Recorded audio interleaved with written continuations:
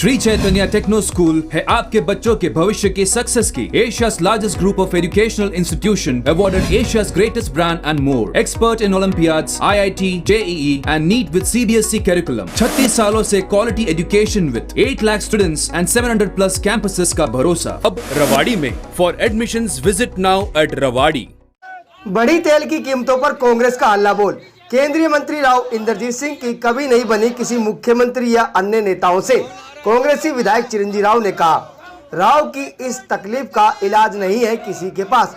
सरकार चाहे तो वैट कम करके घटा सकती है बढ़ते तेल की कीमतों, लेकिन मंशा नहीं।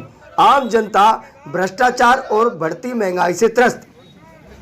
केंद्रीय मंत्री राव इंद्रजीत सिंह जब से सांसद बने हैं, उनकी ना कभी किसी मुख्यमंत्री से बनी है और ना ही किसी अन्य नेता से।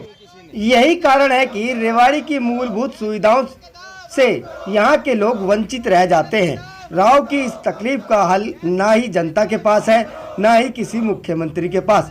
ये कहना है रेवाड़ी से कांग्रेस विधायक चिरंजीव राव का, जो आज बढ़ी तेल और रसोई गैस की कीमतों को लेकर रेवाड़ी में कांग्रेसियों के साथ सरकार के खिलाफ हल्ला बोल प्रदर्शन कर रहे थे। विधायक चिरंजीव राव ने कहा कि 4 दिनों में 3 बार बढ़ी तेल की कीमतों और महंगाई ने आम जन की कमर तोड़कर रख दी और रसोई गैस ने तो रसोई का बजट ही खत्म कर दिया।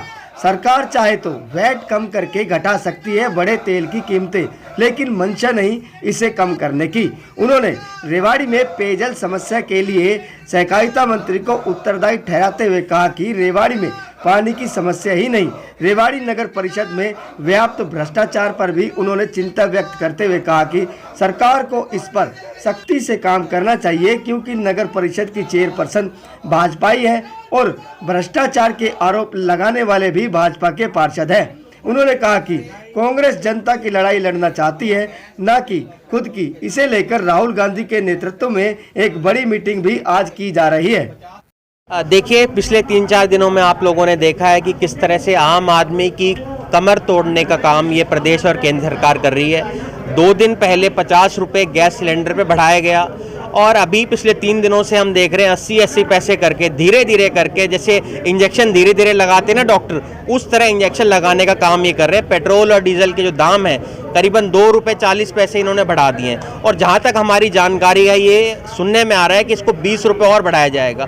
तो आम आदमी की जो कमर तोड़ने का काम ये कर रही है, क्योंकि आप जानते हैं जब डीजल का रेट बढ़ते हैं तो सब चीज़ें महंगी हो जाती है, चाहे आपकी सब्जियाँ हो, फल हो, सब चीज़ से महंगे हो जाते हैं। और 50 रुपये जो ये इन्होंने गैस सिलेंडर के बढ़ाए हैं, कहीं ना कहीं हमारी जो माताएं बहनें हैं, जो गृहिणियां हैं, उनका तो इन्होंने पूरा जो एक एस्टिमेट वो बना के रखते हैं महीने का, उसको पूर्ण रूप से ख़राब कर दिया है। तो मुझे लगता है हम लोग आज ये विरोध प्रदर्शन कर रहे हैं कि जल्द से जल्द गैस डीजल के और सिलेंडर के दाम भी सरकार कम करे। पिछले दिनों में आप लोगों ने देखा होगा कोरोना की महामारी से लोग अभी जूझ रहे थे, नोटबंदी इन्होंने करी, उसकी जो मार है वो सब लोगों के पड़ रही है। और ये जो गैस डीजल के दाम जो बढ़ा रहे हैं, मैं तो कहूँगा ये जो 5 चुनाव के जो परिणाम आए हैं उसका इनाम देने का काम कहीं ना कहीं ये केंद्र सरकार और राज्य सरकार कर रही है। इनको जल्द से जल्द इनको वापस लेना चाहिए, क्योंकि आज जो आम आदमी है पूर्ण रूप से त्रस्त हो चुका है। और कांग्रेस पार्टी आने वाले समय के अंदर अगर इन्होंने इनके दाम कम नहीं करे तो हम ऐसे विरोध प्रदर्शन और उग्र रूप से आने वाले समय में करेंगे। कच्चा तेल खरीद ये तो इन्होंने एक भ्रम फैलाने का काम किया था हमारे प्रधानमंत्री जी ने कि आने वाले समय के अंदर रेट कम होगा। पर आप सभी जानते हैं जब अंतर्राष्ट्रीय मार्केट के अंदर कच्चे तेल की जो कीमतें हैं उनमें इतना उछाला है, इन्होंने ये रोक के इतने दिनों तक ये रखा कि लोगों को पता ना चल पाए। पर आप देखिए, आपने वैट उन पर इतना ज़्यादा लगा रखा है, अगर आप उसको कम करेंगे तो आने वाले समय के अंदर ये कभी भी उसके रेट कम कर सकते हैं, पर इनकी इच्छा ही नहीं है इसको कम करने की। विधायक जी, कई सारे मुद्दे आपने सदन में उठाए, एक पानी का मुद्दा भी उठाया, क्या कुछ है पूरा मामला और क्या कहेंगे? देखिए, पानी का मुद्दा तो आप जानते हैं कि पिछले 1.5-2 साल से हम देख रहे हैं एक दिन एक छोड़ के पानी हमारे रेवाड़ी शहर के अंदर आता है। और मैंने भी बहुत लोगों से सुझाव मांगे थे, भाई आप क्या चाहते हैं कि किन मुद्दों के ऊपर हम लोग उठाए जाएं, आपके मुद्दे उठाएं। और वहाँ पर खुद हमारे बनवारी लाल जी ने स्पष्ट रूप से झूठ बोला कि रेवाड़ी के अंदर पानी की समस्या नहीं है। तो मुझे लगता है जब भी वो बावल के अंदर या रेवाड़ी के अंदर आए, यहाँ की आम जनता को उनसे सवाल करने चाहिए कि एक दिन एक छोड़ के जो हमें पानी आ रहा है उसका तो मुझे लगता है कहीं ना कहीं उनको मेरा साथ वहाँ पर देना चाहिए, क्योंकि उनको भी यहाँ के लोगों ने वोट देकर बनाया है। पर कहीं ना कहीं झूठ उनका वहाँ पर बोलना, इससे साफ रूप में पता चलता है कि यहाँ के लोगों से उनको कोई सरोकार नहीं है। मैंने तो एक बार फिर वहाँ पर मांग रखी कि जो इनके 50 करोड़ रुपए एलोकेट हुए, उसके जल्दी ये लोग ज़मीन एलोकेट करें कहाँ पर इनको बनाना है, ताकि लोगों को जो दिक्कत आ रही है, जो सामना करना पड़ता है, इससे जल्द से जल्द उसको ठीक हो सके।